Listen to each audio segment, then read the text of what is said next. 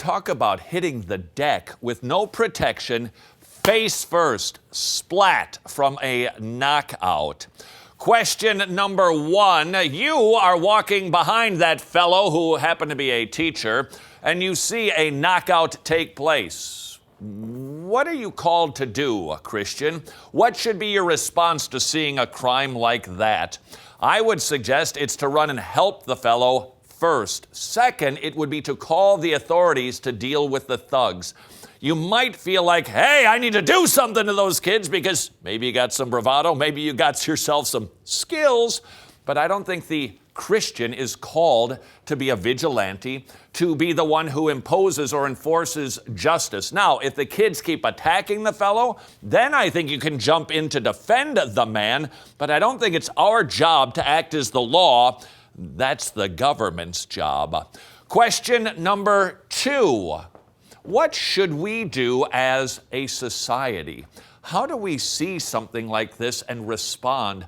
What should we do to make this stop? Just one suggestion, just something to think about. Maybe, just maybe, we should become a little bit like Switzerland? Now, just to give you a bit of an interesting perspective on Switzerland being a country of the Reformation, I was driving to a missions conference there a while ago, and I saw a shooting range. Notice the road. We're driving past this road, and I see a shooting range, and I thought, goodness me, where do the people shoot from? I said, is that a pistol range? I said, no, it's a rifle range. A rifle range? Where do the people shoot from? The other side of the valley. The other side of the valley. People are shooting over habitations, cows grazing in the fields, and cars and motorbikers driving on the main road. Our people are good shots, they said. Well, I'm sure they are, but where in the world would you have a shooting range going across a public area? But in Switzerland, every Saturday the hills are alive with the sound of gunfire. And there's a Reformation reason for this. Because if you want peace, you prepare for war. I was in the home of a missionary and I saw a young man on the other side of the table and I said, are you in the army? And he laughed and said, of course, we all are. Switzerland doesn't have an army, Switzerland is an army. I said, I believe you can get ready for war quickly. He said, I think so. I said, how long would it take you? He said, I don't know. I said, well, let me time you. And he said, now. And I said, no. And he got up and within 5 minutes and 22 seconds, back fully kitted out, ready for war. Now that's an average Swiss family. The whole family got excited, and so his sister brought out another machine gun, and other members of the family brought out their rifles and bayonets. And you can see the First World War bayonet I'm holding, the Second World War one, and then you've got the Cold War, and now the more recent, and a sword just thrown in for good measure.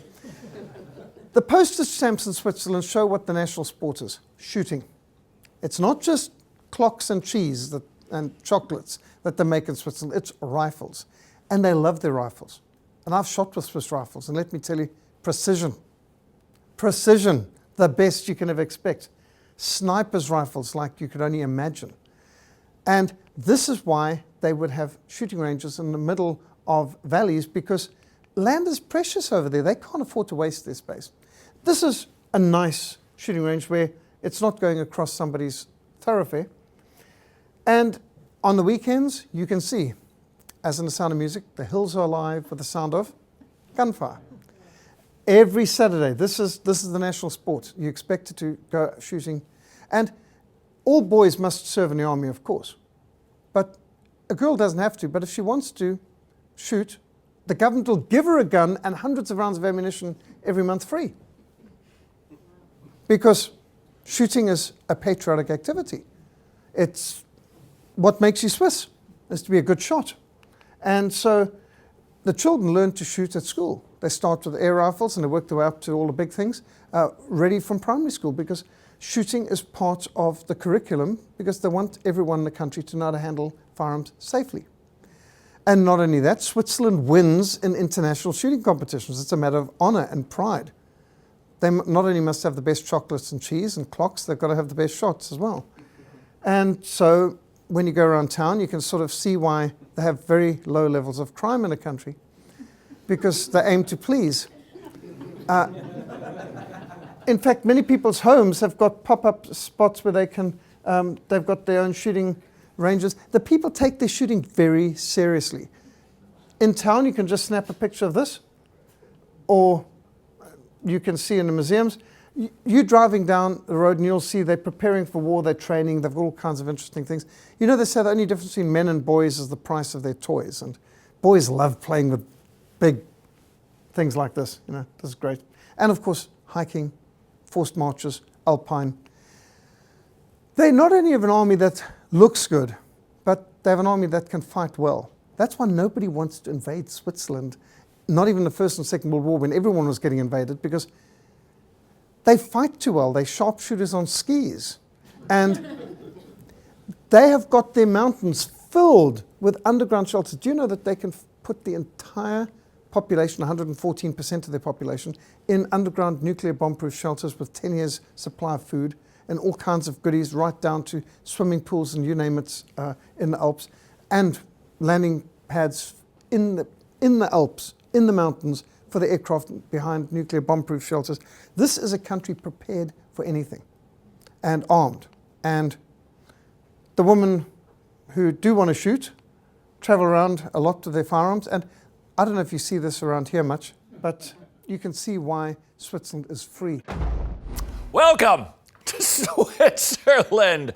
1 in 2 citizens owns a firearm, and look at that, the lowest crime rate in the world, which most likely would cause us to go, that's it, everybody start packing heat. However, let's move the 1 in 2 citizen owns a firearm statistic to another country, say Iraq. Would the crime rate be as low there? Would the violence in the streets disappear there, or would it actually escalate? So simply owning guns doesn't bring down the crime rate. There has to be more to the story. And so that raises some questions, does it not? Should the Christian desire to own and operate a firearm? Do we desire that for the citizenry? Will it bring down crime in our culture? And should I, as a Christian, want to use a gun in self-defense? We'll tackle that next on Wretched.